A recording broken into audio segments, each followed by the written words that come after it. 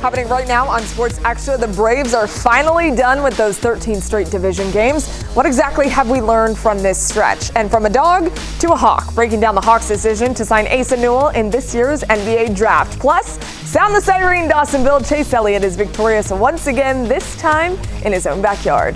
The main thing is just going out there and playing our game. You know, we've been playing some good baseball, here recently. So just try to build off of that, and I think if we do that, I like our chances. That you're getting a winner. You're getting someone who cares about the game, doing the little things, doing the dirty work. Someone who's going to be catching a lot of lives from Trae Young, and someone that is going to be super exciting to watch. Well, just it's home, right? And I had the honor of winning here once, and got to just experience how special that was. I'm sorry, are the Hawks going to be exciting? I don't know, let's talk about it. My guests are here. Sports Extra starts right now.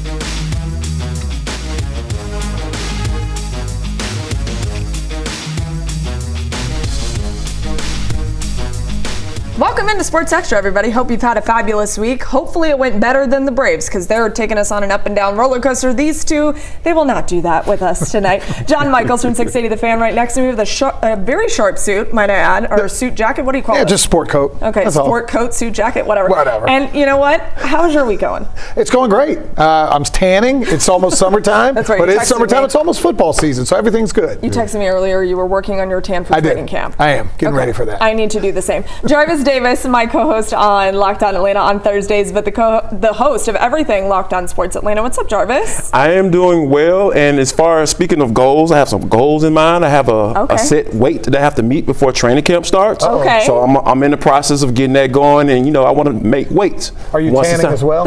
Yes, I'm working on my tan also. But I have to be a certain weight before I get the actual tan, because I love going to tanning salons. You know how that works. Yeah, I did know this about you. Are you going to weigh in with the players on arrival day? I have to talk to Rob about that. Okay. Make sure it's okay, because I don't want anybody getting upset at me being in there trying to blend in with the players and stuff, because I want a contract at some point. Yeah, I mean, I would too. I'd want to get paid if I were you, if you're trying to meet that weight requirement. Let's talk about the Braves really quickly. Up and down roller coaster this team seems to take us on, John. 13-game NL East opponents. Mm-hmm. They go 7-6 in that stretch over the 4 series that they played. What stood out to you about that series, other than the fact, or the entirety of that stretch, other than the fact that they probably needed to win a few more games in there? Yeah, what stands out is you still got 2 great pitchers. The Spencers are fantastic. Strider and Schwellenbach have been unbelievable. I guess that can be their nickname. Those 2 guys are really good. What also stands out is your offense is more miss than hit. Unfortunately, it's no longer just, hey, we're in a little bit of a slump. It's a trend. We're about to hit July. They can't hit the ball. I saw a stat today. 38 games they've scored 3 runs or less. I think they're 3-35 in those games. So 4 is the magic number for this offense, and unfortunately they don't get there enough. I mean, it's really frustrating to watch an offense that has a lot of power, yet each night, which lineup is going to show up? They're going to get reinforcements this week. We'll talk about that later on in the show. Jarvis, let's talk about 2 wins up in New York against the Mets. They looked good. You're thinking, okay, we're getting some things going against New York. New York is finally doing what we all know they do at some point in the year. They're losing baseball games against the Braves, and then they dropped the last 2, and the offense didn't show up, kind of like what we're talking about. What was it about that Mets series where you start to think, the Braves should have won a little bit more up there in New York, but what happened? The Braves are mid to below mid. That's what that's just who they are as a team, and I think that a lot of times they can't never match up good performances, right? They'll have a good pitching performance, like with Grant Holmes, and then you have another pitching performance like Didier Fuentes. He got tattooed while he was up there, and you think, and then you have what we used to not being able to score runs. Like what's going on with Ozzie Albies? Like Austin Riley, okay, where are you, Austin? You're getting great performances from nephew Ronald Acuna, and Matt Olson is coming around as well. So you just aren't able to kind of match up those 5 or 6 guys that you expect to come out there and perform for you. They just aren't all putting it together. I want to go off script for a second. What's going on with Ozzie Albies, you think, John? I don't know. I think it's got to a point where he's pressing. This is a guy that used to absolutely tattoo left-handers, and now he's not doing so. Maybe there needs to be something where you switch up the batting stance. That lefty stance where he's got the leg way in the back and he's swinging. I think there's a lot of times now that these guys are guessing. And you hate to say major league batters are guessing, but it kind of feels that way. When you're not hitting the ball really well, all of a sudden you start to go, okay, maybe he's going to come with an off-speed pitch, and you're swinging and you're late. And it just feels that way with Ozzie right now. You'd love to say, hey, let him sit down for a day or two. Yeah. But then who do you put in there? You just don't have anybody to replace anybody. That happens a lot too when baseball players in particular are pressing in these scenarios. He feels the pressure. Obviously he knows there's a lot of scrutiny on top of his back right now. People are very frustrated with his performance or lack thereof. So you start pressing and bad things happen in that scenario. But someone who does not do bad things, Ronald Acuna Jr., he is just keeping the Braves afloat right now at the plate. Announced that he was going to be a part of the Home Run Derby earlier this week. No surprise to me, perhaps no surprise to you guys either. Jarvis, you take this first. What kind of a difference does this make when you see Ronald Acuna Jr. participating in sports' greatest event?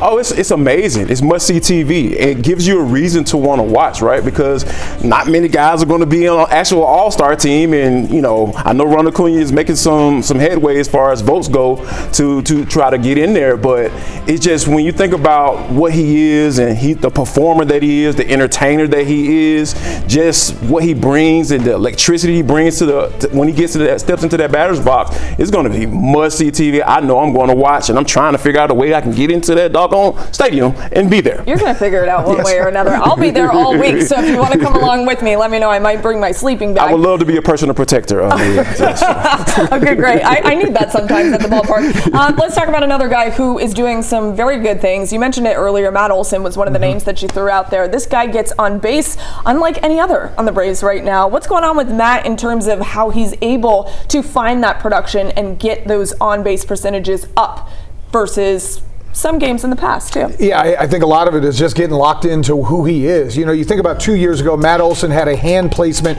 where it was really good and he hit over 50 home runs. It feels like a lot of the pressure that he had at the beginning of the year, he's taken, and now he's kind of calmed down. He's a lot more patient than other guys on the Braves, Michael Harris, he's taking walks, he's getting on base. And I think him hitting second behind Ronald Acuna is great, because guess what? If Acuna's on, suddenly you go, man, I don't want to get to the middle of the lineup with this guy, so maybe we'll pitch to Matt. Matt's done a great job raising the average over 250. The on-base percentage is flying up. You just wish that he would have had a better start on a better team, because maybe he'd be down at first base in the All-Star game. 30 straight games where he's on base, and maybe he needs to be added to the All-Star roster when it comes out, just saying. I want to wrap with Jurickson Profar, who we all know got suspended. I don't have to go down that rabbit hole, but he returns this week. Jarvis, what does this do to the lineup? Because Snit's going to have to figure out a way to get him in, and he will. And to what John Michael was saying, which I thought was a great point, the fact that Matt Olson is in that 2 hole is because you're forcing teams to pitch to Ronald Acuna, because you could just walk them like, all right, we'll just go to the whole player that they have in there that's not batting well and not knowing how to get on base and not going to bat Ronald Acuna in. He'll just leave him stranded. But like you said, Matt Olson got moved into that role, I think, for like the past 8 or 9 games or so, and he's really been benefited from it. And I think Jurickson Profar would benefit from being in that role as well. Hopefully he can continue to try to rake. I know he had a little help last year, but hopefully he still has some of that juice to help this team start scoring runs again. If nothing else, he gives a big lift to the outfield, and they certainly need that out there in left field. All right, coming up, the Hawks certainly didn't play it safe with the draft this week. These two guys are chomping at the bit to talk about what the Hawks are doing. There's Asa Newell. We'll discuss him and more next. Guys, I was serious at the top of the show. Are the Hawks going to be exciting? I'm excited about what they're doing. For the first time, I'm excited about what they're doing. They went in and you go get a dog, you get Asa Newell, and you bring in Kristaps Porzingis. Like, wait a second, what happened here? They're getting things right in Atlanta. This is crazy. It's unbelievable. Let's break down what happened. The Hawks moving things around as we're discussing. They begin with the draft, obviously. They start with 2 picks in the first round. They trade back into the 23rd pick, and in the process pick up a 2026 first rounder. I thought, number one, what the heck are the Pelicans doing? But it benefited the Hawks in a lot of ways. They pick up, as John mentioned, the dog right there, Asa Newell. What a get, Jarvis, in my opinion, for this team. But was this a good move or a bad move, and why? Oh, it was an amazing move. You get an unprotected 2026 pick for the New Orleans Pelicans, and Lord knows that could probably be the #1 overall pick the way things are going down in New Orleans, because Joe Dumars is at the helm, so we don't know what's going to happen down there. So that's great for the Hawks. And as far as the player that they're getting, he's a 6'9", 6'10" guy, rim runner, want to do the little things. You heard him talk about it in the soundbite earlier.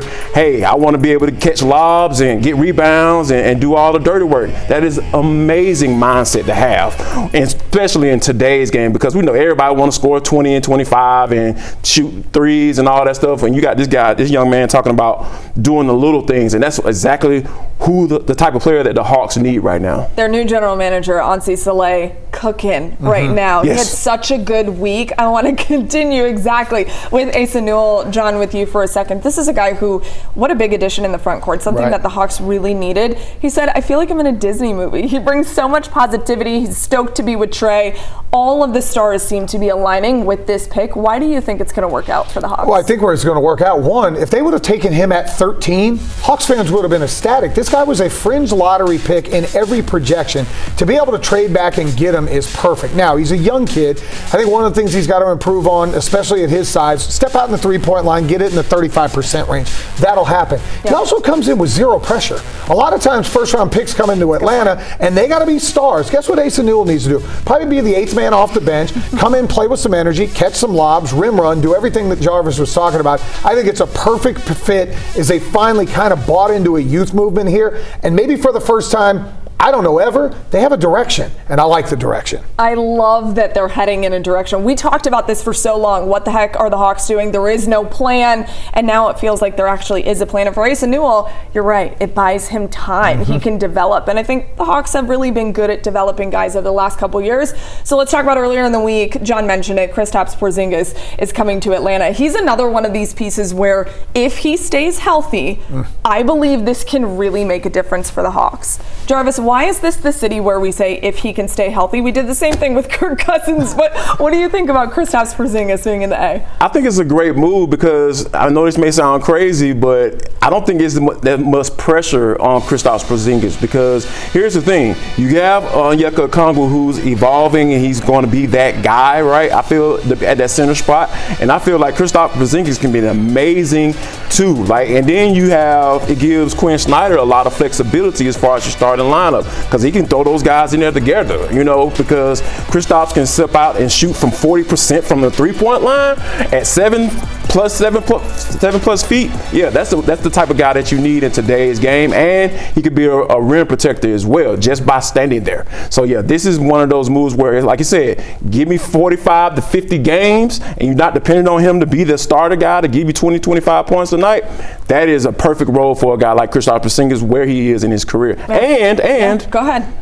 Trae Young finally has an all-star on the team with him. That's now. a good point. Yeah. Trae is the one that is ecstatic about all of this stuff, and for good reason. One thing not to be so ecstatic about is everything that's happening with Ace Bailey. I don't want to give you the runaround of the entire thing that's been happening, but it's kind of been a disaster to say the least. Omar Cooper, who is his agent, he's not a certified NBA agent. It's Sharif Cooper's dad, for those of you that don't know. Sharif Cooper, a former Hawk, obviously. Ace Bailey played at McEachern. So much drama and just mishandlement of what happened with Ace Bailey before he got picked by the Jazz. John, how do you even begin to describe everything that transformed with Cooper? Bad people getting bad advice, because I got to see Ace play in high school. This kid is a star. I was praying the Miami Heat would have tanked and got a guy like Ace Bailey. I think he's got 22 and 8 written all over him in his NBA career. Anybody that watched him at McEachern take that team against Grayson in that state championship game knows what he is. You have people in an 18-year-old's ear telling him, don't don't go work out, don't go here, don't go there. What sense does that make? You've got a winning lottery ticket to go be a lottery pick, a top 3. He would have been the 3rd pick had he gone and worked out. The good thing, he did show up in Utah yesterday, so at least he's a part of it. He's going to be there. Those Utah fans are amazing. They're going to love him, but I think they're going to treat him a little poorly early on. Summer League, when he goes 2 for 10, which is going to happen, they're going to be pissed off that he didn't do a good job and he didn't show up. But once he goes out and he turns into an all-star, which I think he will be, it's going to work well. But this is one where parents, find out who's giving your kids advice before you send them off to the league. It's really tough. Ace is the best, so I know he's going to make the best out of the situation, but it was really unfortunate to watch all that play out, and continue to, by the way. But he did do the press conference, and as John mentioned, he was in Utah, so that is the positive news out of all of this. One really quick thing about NASCAR: Chase Elliott winning the Quaker State 400 at Echo Park Speedway last night, or this morning. I was there literally until 2 a.m., so if I'm a little tired, that's because I was hanging with Chase Elliott and the crew down there at Echo Park Speedway. Jarvis, the Georgia boy, he wins. How awesome is it to see him in victory lane once again at Echo Park? It's amazing, like to win at home and have all the family and close friends at the raceway. That is what you absolutely want, and just to see how he was able to overtake in that final 10 laps, it was just amazing to watch, to see the strategies they used to be able to get the win, and that's what it's all about. Because Pops won 5 times, and this is his 2nd time. So hey, if you follow along, in the right footsteps. That's for sure. Yeah, Mom and Dad were there, and his dog Blitz. Everybody was hanging out. It was awesome. He was one of only 4 cars to not crash yesterday, by the way. So it was wild. Congrats to the Georgia boy, Chase Elliott. All right, guys, coming up, if you had a Mount Rushmore for the history of Georgia athletes, who would it be? There are tons of ideas that we have, but I only gave them 4 because that's Mount Rushmore. We'll find out who they are next.